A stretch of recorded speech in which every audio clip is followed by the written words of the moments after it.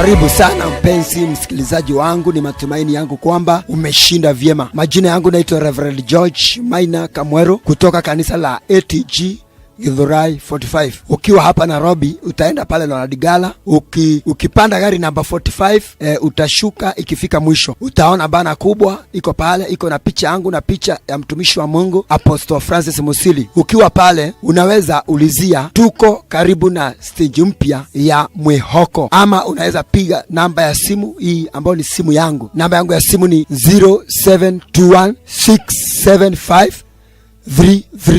Nitarudia 0721675335. Nimekuwa, kwa wale ambao tumekuwa pamoja katika haya mahubiri, nimekuwa nikizungumza kuhusu madhabahu na nikawa nikieleza madhabahu jinsi huwa inafanya kazi katika maisha ya mwanadamu, na nikawa ninasema jinsi huwa inashikanisha mtu mpaka anakuwa nikana kwamba venye mtu huwa anafunganishwa mahali pamoja, ama anakuwa amefungwa na roho ya limitation. Roho ya limitation ni roho ya kukuweka katika kiwango kimoja. Kiwango kimoja ni kuwa mtu huyu huwa amefungwa macho, anakuwa hawezi ona mlango ile ambayo angepitia ili aweze kutoka katika kile kifungo.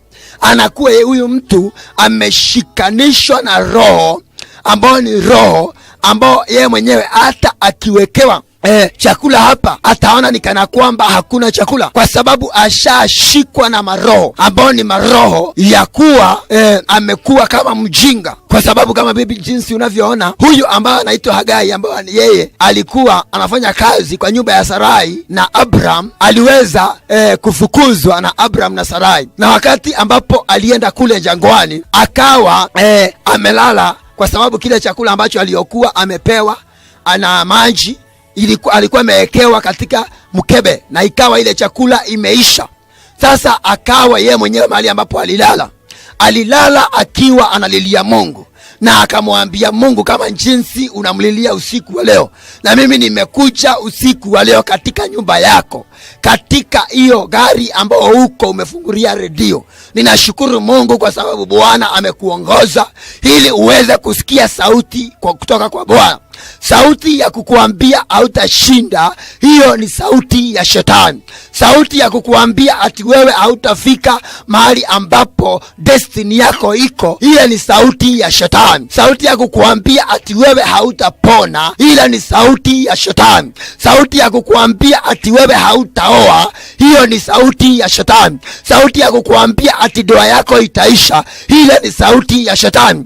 Ule Hagai aliweza kulala, na wakati aliweza kulala akaona yeye atakufa, na akakaa mbali na akalalisha mtoto wake mbali. Lakini Biblia inasema ya kwamba wakati alimulalisha mbali akalilia Bwana, Bwana akashuka akaja kwa Hagai akamwambia, Hagai, amka, angalia, huyu ni malaika sasa anaongea na yeye, angalia, enda ushike mtoto wako ukachote maji. Na wakati ambapo Hagai aliweza kufungua macho yake akaona kumbe alikuwa amelala karibu na kizima cha maji. Yani ile ni roho ambayo aliyokuwa amefungwa nayo, ile ni roho ambayo aliyokuwa amefanyiwa kitu, kwa sababu huyu Sara alikuwa anatembea na agano, na wakati ambapo alikuwa doa ya kwamba amepatia huyo Hagari mume wake, akawa amemfukuza, na akawa yeye mwenyewe amekona roho bana mfunga na roho ingine katika moyo, na akawa sasa alikuwa na mpango ya kuweza kuwa Hagari ya kufe, lakini hakukufa kwa sababu kilio cha mtoto kiliweza kusikika. Ninasema kilio chako usiku wa leo kimesikika katika jina la Yesu Kristo. Katika the same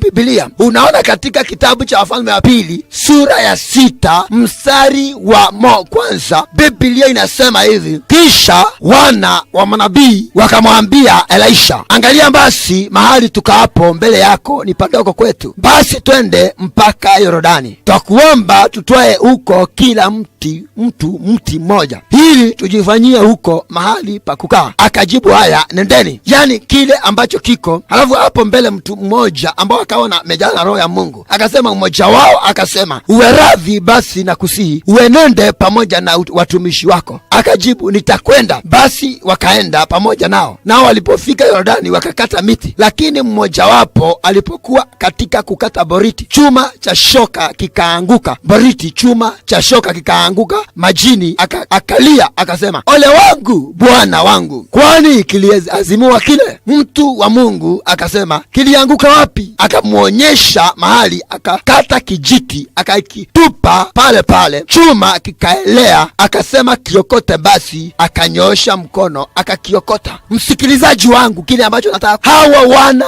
wa manabii walikuwa wamekaa mahali, lakini walikuwa washafunguliwa, walikuwa Bwana alikuwa nena nao kama jinsi linazungumza na mtu ambao ashanenewa kitambo. Yeye ni mtumishi wa Mungu, ashanenewa kitambo, ndoa yake ilibadilishwa, ashanenewa kitambo, yeye ashapata kazi, ashanenewa kitambo, hata biashara yake iliinuka. Lakini shetani, kwa sababu anatembelea katika madhabahu ambayo ni madhabahu ya kishetani, shetani akamfunga macho, shetani akaingia katika mawazo yake, kwa sababu Biblia inasema ya kwamba katika kitabu cha Korintho wa pili sura ya 4 mstari wa 4 inasema ya kwamba na baba wa dunia hii amewapofusha macho. Msikilizaji, ninataka kutangaza umefufushwa macho, lakini katika jina la Yesu Kristo, nikiwa katika mahali ambapo Bwana ameniweka, ambao ni roho ya utumishi iko ndani yangu, ninataka kutangaza ya kwamba kila ubofu uliokuwa umewekwa kwako, iwe ilikuwa imewekwa na mchawi, iwe ilikuwa imewekwa na mchakazi wako, iwe ilikuwa imewekwa na baba mkwe, iwe ilikuwa imewekwa na mama mkwe, iwe iliwekwa na ndugu yako, iwe iliwekwa na wale ambao unaofanya kazi nao, hiyo ubofu ninatangaza ya kwamba na ikakuachilie in the mighty name of Jesus.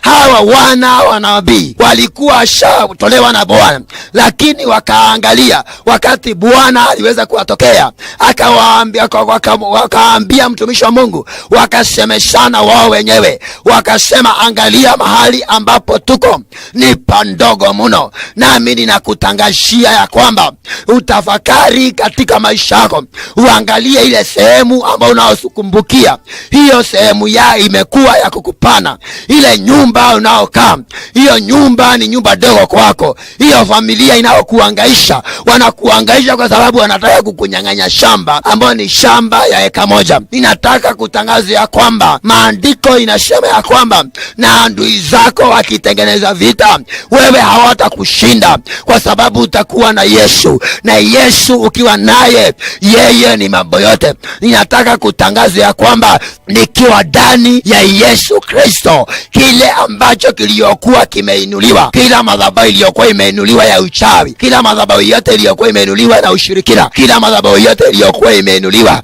wakainua miti shamba ili wakufute kazi, wakainua madhabahu na wakaweka maagano ambayo ni maagano ya kufunga familia yenu, katika jina la Yesu Kristo. Kama jinsi hawa wana wa manabii walifunguliwa macho, wakasema mahali ambapo wanapokaa ni pandogo mno, wakaendea mtumishi wa Mungu, wakamwambia, tunaomba ukatupe ruhusa ili tuende katika Jordani tukakate miti, tukaenda tukajijengee nyumba. Nami ninatangaza ya kwamba na kukupa ruhusa mahali pale ambapo adui yako alikuwa amekufunga, ninakufungulisha katika jina la Yesu Kristo. Ninatangaza hiyo magonjwa ilikuwa inakumaliza, ninatangaza huo ugonjwa na ukakuachilie katika jina la Yesu Kristo. Kila malaana za kutokuona, kutokuolewa na kutokukaa katika ndoa na kutokuwa na amani katika ndoa, ninaharibu na kukutangashia kwamba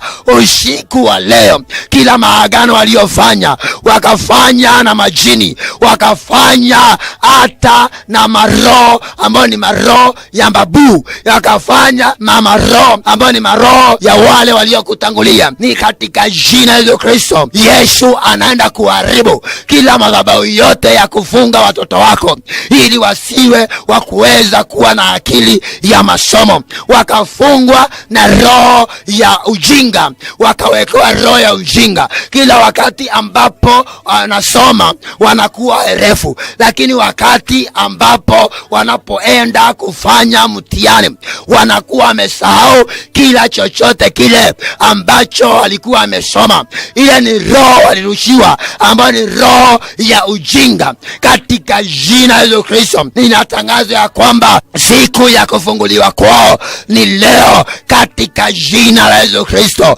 ninatangaza kwamba kama jinsi ambapo walikuwa wamefanya mtihani na wakawa nikana kwamba hawajapita hii round hii, ninawatangazia kabla niweze kumaliza ujumbe, nitakuwa ninakuombea. Ninaomba tu akiwa hajalala ama wakiwa wamelala, uweze tu kuingia katika imani na useme watoto wangu watakuwa kuweza kupita mtihani katika jina la Yesu Kristo. Na nitangaze siku ya kufunguliwa kwao ni leo, na nitangaze ya kwamba waliokuwa wamewafunga wakachukua vitabu, wakachukua sweta, wakachukua kalamu, ninatangaza hiyo maagano waliofanya na ikapasuke katika jina la Yesu Kristo. Na hata madhabahu walioinua, wakainua madhabahu ya kuleta vurugu katika ndoa yako, ninabomoa hiyo madhabahu katika jina la Yesu Kristo. Roho ya kukuzungusha mahali pamoja, hawa watu ambao ni wana wa nabii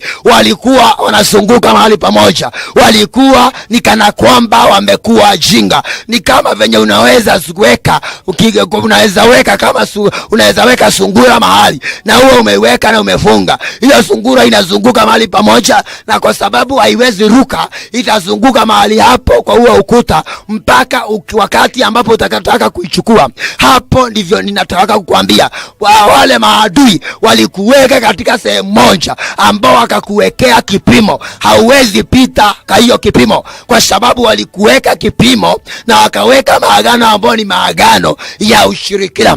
Hiyo maagano ninaipasua kwa agano ya Yesu Kristo, na inatangaza ya kwamba Yesu alikufa msalabani ili wewe uweze kusaidika, na huo usaidizi ndio sasa nimeleta katika nyumba yako, ndio nimeleta katika ndoa yako, ndio nimeleta kwa gari yako. Nitangaze wengine walisafiria hiyo njia na wakakufa na ajali, wewe hautakufa na ajali. Wengine walijaribu kama venye unataka kujaribu na hata umekuwa na stress kwa sababu unaona ni kana kwamba hautafaulu. Ninatangaza utafaulu katika jina la Yesu Kristo. Waliokuweka katika shimo, ninatangaza ya kwamba na hiyo shimo na iweze kuzimbwa, na iweze kuzikwa, na waweze kuingia katika hiyo shimo katika jina la Yesu Kristo. Msikilizaji wangu, nimekuambia naitwa Reverend George Maina Kamweru kutoka kanisa la ATG Githurai 45. Ukiwa hapa Nairobi utaenda pale Leonard Gala, utaingia gari namba 45. Ikifika mwisho utashuka, utaona bana kubwa iko na picha yangu na picha ya mtumishi wa Mungu Apostle Francis Musili. Tuko karibu na stage mpya ya Mwihoko. Ni hapo tu karibu na stage tu. Ibada ya Jumapili, ibada ya kwanza inaanza saa 2 inafika saa 4. Saa 4 mpaka saa 7 ni ibada ya pili, imeshikana na ibada ya ukombozi. Ukiwa ungetaka kuniona, huwa ninaonekana kila Thursday. Tafuta nafasi uje tu, maisha yako ibadilike. Watu wengi wamekuja na wamekombolewa, wengine wameletwa wakiwa wagonjwa, wakiwa wamefungwa na mizimu na uchawi na ushirikina, malaana za kifamilia, na wakafunguliwa. Fanya mpango uje hii Thursday, na najua kwamba Mungu atakusaidia na Mungu atakuweza kukukomboa. Ukiwa uko area hiyo, kuja mkesha. Kila Friday tunakuwa na mkesha. Hata leo tumelala katika mkesha nguvu.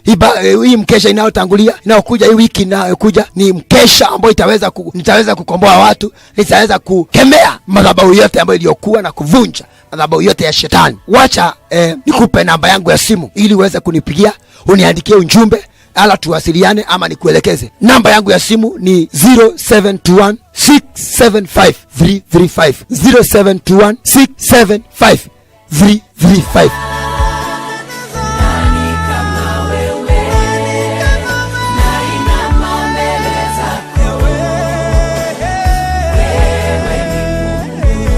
God bless you. Shika redio yako nikuombee. Baba, katika jina la Yesu Kristo ninakuomba, ninakuinua. Ninaomba kwa ajili ya msikilizaji wangu. Ninavunja kila madhabahu na kila maroho zote za giza.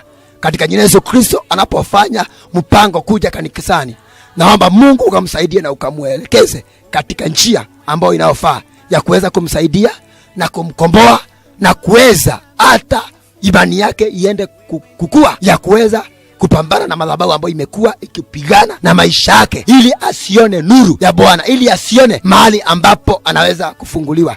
Amen. God bless you. Tuonane siku na wakati kama huu. God bless you. Ni mimi wako Reverend George Maina Kamweru kutoka kanisa la ATG Githurai 45. Na kuabudu, umekuwa mwema.